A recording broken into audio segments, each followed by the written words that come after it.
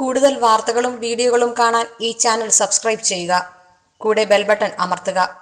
Please subscribe our channel. നമസ്കാരം. എല്ലാ മാന്യ ജ്യോതിഷ പ്രേമികൾക്ക് എൻ്റെ ഈ എപ്പിസോഡിലേക്ക് ഹാർദവുമായ സ്വാഗതം. പല ആൾക്കാരും ചോദിക്കുന്ന മറ്റൊരു വിഷയമാണ് വിവാഹപ്പൊരുത്തം എങ്ങനെ കണക്കാക്കണമെന്ന്. അതിലൊരു സംശയമുണ്ട്. ഞാൻ നേരത്തെ വിവാഹപ്പൊരുത്തത്തിൻ്റെ ബലാബലങ്ങളും പിന്നെ ഗ്രഹനില നോക്കുന്നതും ഒക്കെ ഞാനൊരു എപ്പിസോഡിൽ പറഞ്ഞിട്ടുള്ളതാണ്, ഒരു വീഡിയോയിൽ ഞാൻ പറഞ്ഞിട്ടുള്ളതാണ്.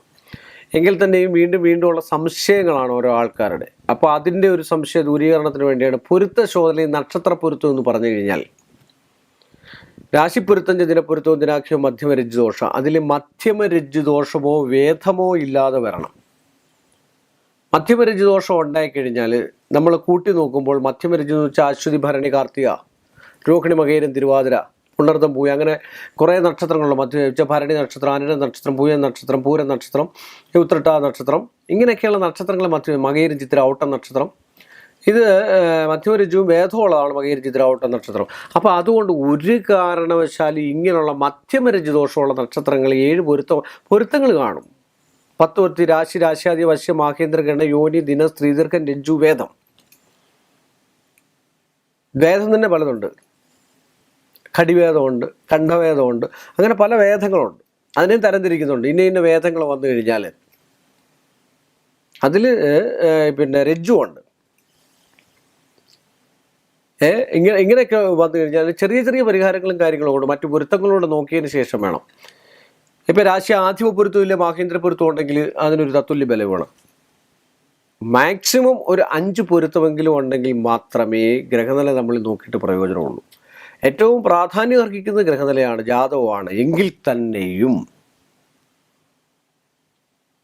നക്ഷത്ര പൊരുത്തം അതിലൊരു പ്രധാനമാണ്. അതിൽ 5-ൽ കൂടുതൽ പൊരുത്തം, മാക്സിമം ഒരു 6, 6.5, 7. ഒരു ഭാര്യാഭർത്താക്കന്മാർ നമ്മൾ മാക്സിമം 7.5 പൊരുത്തം, 7.5 പൊരുത്തത്തിൽ കൂടുതൽ ഒരിക്കലും വരത്തില്ല. സിനിമയിലൊക്കെയാണ് പറയുന്നത് 10-ൽ 10 പൊരുത്തം ഉള്ളത്. ചുമ്മാ 10 പൊരുത്തമുള്ള ഒരു ദമ്പതികൾ ഈ കേരളത്തിൽ നിന്നല്ല, ഈ ലോകത്തിലില്ല. ഭഗവാന്മാർ പോലും ഇല്ല.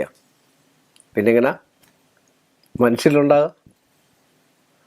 അതുകൊണ്ട് പൊരുത്തശോധനയിൽ എല്ലാവരും വിളിച്ചു ചോദിക്കുന്നതനുസരിച്ചിട്ട് മധ്യമരജ്ജു ദോഷവും വേദവും ഒക്കെ ഒന്ന് മാറ്റി, അതുണ്ടെങ്കിൽ ഒരു കാരണവശാലും ചേർക്കാതെ 5 പൊരുത്തത്തിൽ കൂടുതലുള്ളത് ഗ്രഹനിലൂടെ പരിശോധിച്ചതിന് ശേഷം 1, 2, 12, 4, 7, 8 ഭാവങ്ങളിൽ ഏതൊക്കെ ഗ്രഹങ്ങൾ തത്തുല്യ ബലയുക്തമായിട്ടിരിക്കുന്നു അനുസരിച്ചിട്ട് ചേർത്ത് കഴിഞ്ഞാൽ ഏറ്റവും ഉത്തമമായിരിക്കും എന്ന് പറഞ്ഞുകൊണ്ട് ഈ എപ്പിസോഡ് ഇവിടെ ഞാൻ വൈൻഡപ്പ് ചെയ്യുന്നു.